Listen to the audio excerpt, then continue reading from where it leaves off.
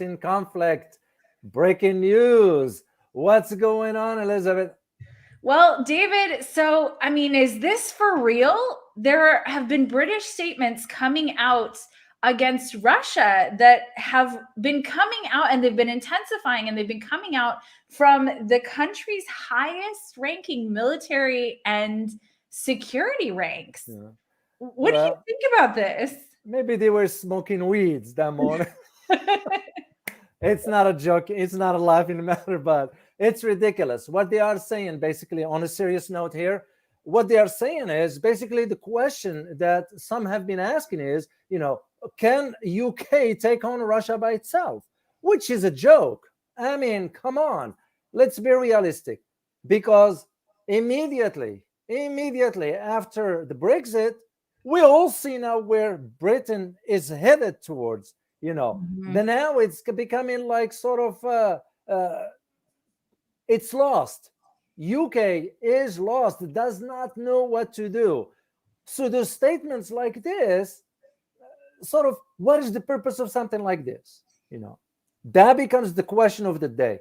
And the short answer to that is that's a way for Britain to send signals to Washington that, hey, America, you only have one European nation that can stand with you, is the Mhm. UK. But we all know UK can't do squat about but they can't take on Russia by themselves. So I truly don't understand what is the purpose of a statement like this coming from the chief of staff. But Yeah. here is the contradictory thing, if I may Mhm. quickly, Elizabeth. Here's the contradictory to this. What you just said, which because it was a statement issued by the chief of staff, you know, at the same time, he has stated that the war with Russia is closer than ever, as has the former director of the British Foreign Intelligence, MI6, who confirmed that there is a state of unconventional war in this country with Russia. you know, when you read stuff like this or you come across a statement like this, it makes your head spin because it doesn't make any sense. The Brits are just opening their mouth with no direction whatsoever. It has no meaning whatsoever what they are saying. Well, and so, this is such an interesting thing because this you didn't find this in Western media, did you? No, I did not. I had, as a matter of fact, because I speak some foreign languages, so You I did. had to I had to translate this one to understand it, and I can Mhm. see why sort of the Western media is not going to report something like this. It's because it just doesn't make any sense for the Western media to say, we don't want to expose this. We only want to show how Britain is standing with America, fighting the eternal enemy, Russia, when in reality, they can't do squat about it. And so what is your take on why is the UK why is Britain doing this? Is it to stand up for Ukraine? Well, no, no, because here is the thing. The Britain, even what you hear, British news, some newspapers inside Britain reported that the army had drawn up a plan to take down about 600 special forces troops in Wow. the event of a military invasion of Ukraine. But Britain told Ukraine, don't expect us to come in and sort of join you in a fight against Russia. Because what are you, crazy for us to take on Russia? That just doesn't make any sense. So Yeah. the question becomes, based on what you ask, is why England is doing all this. It just, Mhm. as I mentioned, it's trying to send a message to Washington that it is the European most powerful ally capable of confronting Russia. Mm, Yeah. And okay. why is this? Why is this, Elizabeth, important? Because yesterday I had an interview with Sputnik in Washington, D.C. Uh, Mhm. and it was the same question that came from the host in Washington, D.C. He said, what do you make out of Germany making arrangements for their new chancellor, Olaf Scholz, to meet with Vladimir Putin? Here is what's important about that. Germany making arrangements without consulting Washington. So does that mean that the sway that the US currently has is declining? Exactly. And that tells you also the division that exists within Europe. And because UK withdrew from the Brexit, which means it's not part of the European Union anymore, now UK is lost because it's by itself. Yes, that's a really important, I think that's a really, really important point. And I think that is one of the things you're speaking to about what is the UK supposed to do by itself against Russia? What would it do? They can't do squat because, first of all, you cannot compare the military strength of Russia to that of UK. That's a given. It's a fact. Second thing, the strength of Britain that it used to be, it's not there anymore. UK today on the global stage, and I'm going to use the term, is irrelevant. It is irrelevant. So for these hypes that coming out of London, it's nothing but a bravado, no more, no less, to send a message to Washington, to the Hawks, saying, we stand by you, like what they did with Taiwan. Remember when UK sent its naval assets to the South China Sea? They can't do anything about it. So what are we doing all this? It's because Britain is left by itself in Europe. That is where the challenge that they are facing today. And this is why when I came across this, it didn't make sense to me. And I talked to you and was like, hey, Elizabeth, we need to let our viewers know about this for them to have a clear understanding. Should ever Western media decide to report on this few days from now?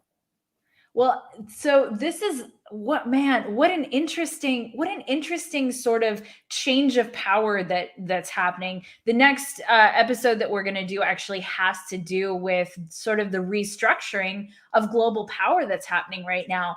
But do you see this as another move that that basically is trying to keep NATO relevant? Is this because we hear all of this conversation about, going after Russia and pushing up against their lines and their boundaries, but it's not even necessarily clear to me why that's happening. Like it's not a clear narrative as to what the reason is. Is it just to stop Russia's expansion? No, let me address you. You have an interesting statement or question here, but it has two parts to it. I'll address the NATO first, then I'll address the second part, the why. For the NATO, there is an upcoming meeting. It's going to take, I think, on January 12th or January 15th. I'm going to confirm the dates so our viewers will have an idea. So the meeting is going to be under the Council of the NATO Security. And basically, it's going to be between NATO and Russia. Believe it or not, they're going to meet. Why they're going to meet? They're going to meet to discuss Russia proposals as far as what Russia provided NATO, the 8 talking points. Remember this? We talked to our viewers about. Guess what? They never responded to Russia about it. So they want to talk about this one. Second part to this has to do with what you mentioned about being relevant. Because NATO is realizing they are losing their relevancy. Because what is the purpose of NATO today? Yes. This That's conflict. my question. This conflict of Ukraine provide them that sort of air to breathe, a justification, a raison d'être. They're saying, see, we're still relevant, we still exist. The second part to your question about why Britain doing this, well, beside what I said about the to appear supportive of the United States, UK will continue this calculated escalations with Russia. First, it's going to do it on the basis of its security convictions that Russia poses a threat. Where have we read this before? Right. Second, Also, in order to win for Britain, in order to win the sympathy of Eastern European countries with EU membership. Mm, got it. See what I'm getting at? So Yeah. it's a strategic move, but UK is also realizing that the geopolitical dynamics on the global stage is changing faster that they can compete with or they can accommodate. What an interesting, so I'm very interested in the way that you're framing this, because it is true. When UK left, when Brexit happened, if they're not allied with the United States, if they're not allied with the EU, where are their allies? That's it. They have none. They're Mhm. gonna, that's it. Australia can support, for example, the major trades with UK. They can Right. support that. What is the UK left with? Mhm. Nothing. Let alone their economy is already in shambles, and Boris Johnson has just lost his party. Received one of the worst defeats for the Labour Party. Well, Boris Johnson is Yeah, because he realized what a big mistake he made by exiting from the EU, the Brexit spot.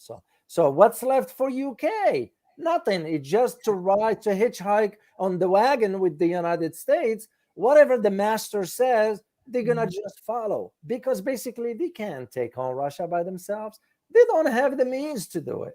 no, not even close. No, and even for the United States, Mhm.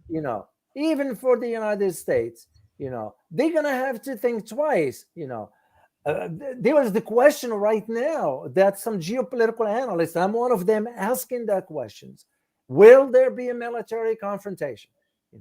I lean towards saying I rule that out, Yeah. and I rule it. Why? Because first, the United States knew. They knew that ahead of time, that any war would drain it more than it was drained before. Right. And American people is not going to want to, we had enough confrontations Right. and say. Second thing, hypothetically, the US get involved. Guess who's going to be the beneficiary? China. Yeah. Yeah.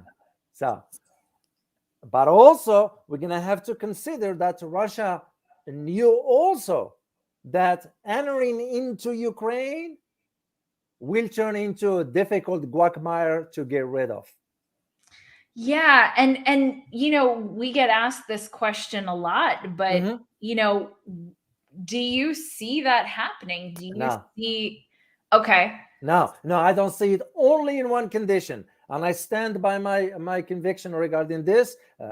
I hope I'm wrong, but the way I see it, the only way Russia will move forward is if NATO or the US expand their presence near Russia's border. I wonder how the world would see it if it was NATO who expanded first. It's obviously whoever controls the narrative, right? Whoever controls the narrative is the person who controls everything. Exactly. But here is the thing. Why Putin is very shrewd. That's why he went ahead 3 weeks ago and presented NATO and the US with Right. the 8 talking points. That was his way of saying, I'm throwing the ball in your court. Yes. It's a strategic move. And speaking to that, when he had the call with President Biden, I think that was maybe last week or the week before that, when he had that call, that was another one of those moments where he reached out and said, hey, look, this is me actually putting the effort forth to in good faith be cooperative. Exactly. That was, by the way, the phone call was on December 30th. That's when it took place. Yeah, the recent one. But the idea of, well, you're absolutely correct. You're correct in your assessments. Is that was Putin's way of saying he didn't do it for America. He did it for the world to see that if I Putin ever get into Ukraine, it's because the West never respected or took into consideration my interests. Yeah. That is the reason why Putin behaved the way he behaved. I think it was a shrewd move, and this is why NATO now wants to meet with Russia come January 12th or 15th. I'm going to confirm that date because I like to follow up on that meeting and see what's going to come out of it. The one thing that I know for fact, if I may, one thing that I know for fact is that Russia made it clear it will be no concessions. They made it clear. Yeah, No concessions. on the eight talking points, or exactly yeah. On that, it will be no concessions because that's their security. I mean, how would you feel? How would you feel if all of a sudden we find out that Russia or China moving the naval assets to the Gulf of Florida or Hawaii? How are you going to feel? Right. Same thing, So why is it good for us and not for them? Like I always say in foreign policy, you can't have that double standard. You can't be saying one thing and doing another. You send in conflicting messages, and anytime you send conflicting messages in international relations, that decrease or sort of impact your credibility. You have no more credibility. Well, and I think that's something that we all here in the United States, and you and I especially, want to see. We want to see policy that really builds credibility, that builds cooperation, that builds people coming back together. And that's exactly what we're doing. That's why we present those, some sort of short analysis to our view. I hope some politicians in Washington is watching this. So if you are a politician watching this, take notes. So that's the whole reason for why we're doing what we're doing, because that's our way of contributing to creating a peaceful path for coexistence for all of us. Because I can assure you, a war with Russia, it's not going to be pretty. No, and I think so. I would love to ask you what you think of the upcoming meeting between NATO and Russia. What do you sort of foresee happening there? Well, NATO's going to want to buy time. NATO's going to want to buy time. It's because, for a simple reason, to justify its relevancy. Yeah. The longer you drag the conflict, the more its existence is justified. Russia wouldn't want to fall into that trap. Russia's going to say, we need answers. Yeah. Otherwise, the situation stands, which is not good for Ukraine anyway. Yeah. Because Russia, I guarantee you this, knowing what I know, I guarantee you this, Russia is not going to compromise when it comes down to its access to the Black Sea. That's a choke point for Russia, and they will not allow it. They will go to a war for that one. Well, so I and I apologize for asking you so many questions. No. I'm genuinely interested in some of this because, as we are watching the global order shift around, and it's happened throughout history, right? This isn't the first time that that the global order has shifted. It's actually constantly shifting as different countries grow and different countries shrink. But what do you see happening if NATO, if it becomes very clear that NATO isn't relevant? Do you think it would end up being replaced by something else? What do you see happening if the world does decide, hey, you know what, NATO's not relevant anymore? That's an interesting question, and I'm not saying interesting to bother you up, because I don't do that. I'm straightforward with this. It's an interesting question. And why is that? It's because there is a conversation inside Europe right now about the formation of its own military force, shall we say. But even in Europe cannot stand on its feet.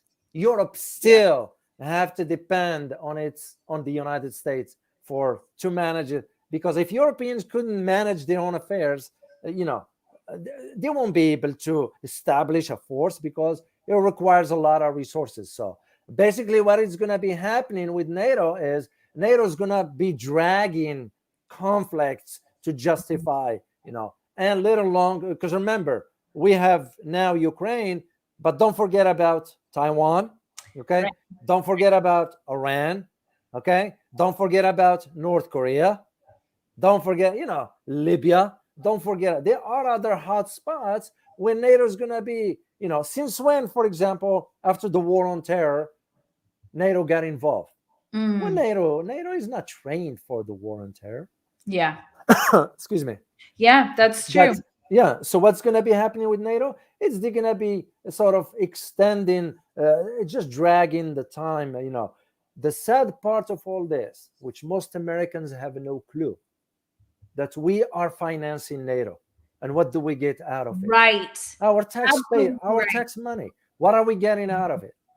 I will say personally, and I speak for myself, and I hope my fellow Americans also come to this understanding. It's time to bring that money here and use it right here at home. What are we spending money in Germany, maintaining a large force there? I found out that the bill, for example, for electricity, just electricity for 1 month, is about $1 million.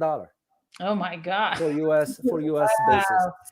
Yeah, it's not their money, it's ours, and they wasting it. So dissolve NATO. Soviet Union doesn't exist anymore, and the world is changing, whether we like it or not. Yeah. So that's a great point. The world is changing, whether we like it or not. It's a reality. It's a reality. And I think when you hear statements like coming out of the chief of staff, the high-ranking officers in Britain, it's ludicrous. It's ludicrous. We know UK is irrelevant. We know NATO is becoming a relic. I'll say this a couple of ways, because, there is a lot of conflict going on right now. There's a lot of conflict going on everywhere in the world. But that conflict is changing. And, as we're seeing Russia becoming less and less of an enemy and less sort of portrayed as an enemy. And because, Russia's a huge country. Big.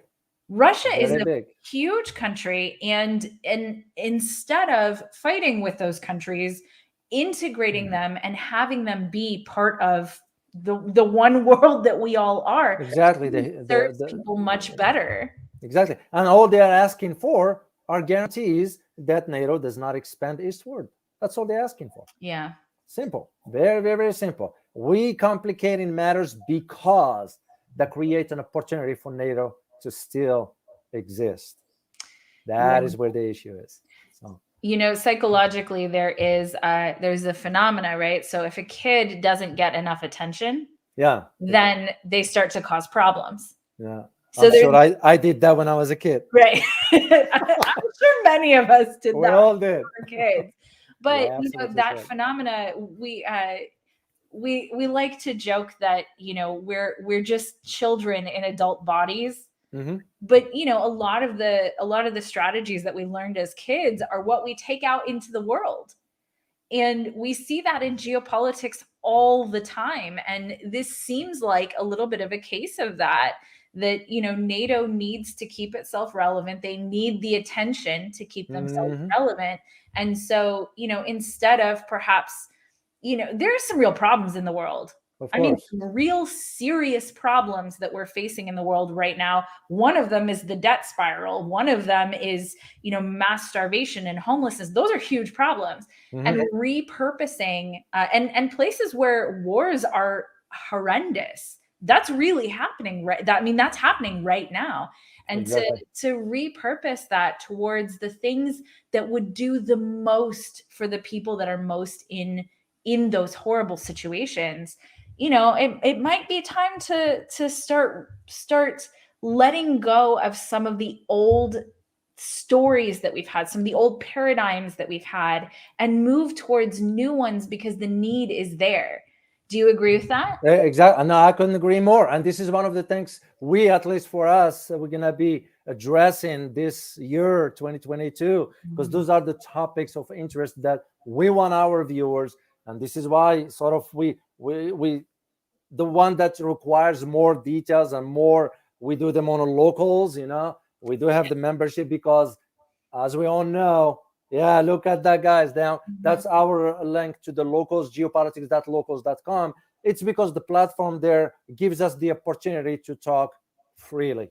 We all know where this is going with this censorship stuff. And based on what you said, this is where we want to go, that direction. Unfortunately, this platform does not allow us that opportunity. But this one, Those ones that those ones do. does. That's correct. So, and also for our members, make sure to check out our geopoliticsinconflict.com. That's usually where we have our members, and we do presentations, and we are working on a very interesting presentation regarding whether the South is going to go nuclear or not. Yes, that is, we have two presentations, and tomorrow there's a members only Q&A. So if you're a member on geopoliticsinconflict.com tomorrow, and they're very small and we do them on Zoom. So, you guys actually get a chance to talk to us. So if you want to check that out at geopoliticsinconflict.com. I got you covered. I got you back. So, thank you, David. And also for Friday, we're gonna have our live stream regular. Tomorrow, you'll upload that topic stuff. We're gonna decide on this tomorrow morning, and we look forward to a productive conversations on Friday. So, I also want to point out. Yeah, go ahead, David. So, David, did you already post it on Locals? I did. Okay, I already did. So David posted a video because a lot of you guys are asking about Kazakhstan and what's happening. So David did a deep dive video. Go check it out on geopolitics.locals.com. And I put it for everybody in Locals. Usually just for our viewers to know, we do have some other videos that goes for our members also, because but it is on Locals. I already did this one. Anything to add, Elizabeth? That's it. We're about to get on another live stream on the changing paradigms. But thank you, guys. Exactly. So as always, guys, thank you for your support. And always remember, stay informed. Till next time. Bye-bye.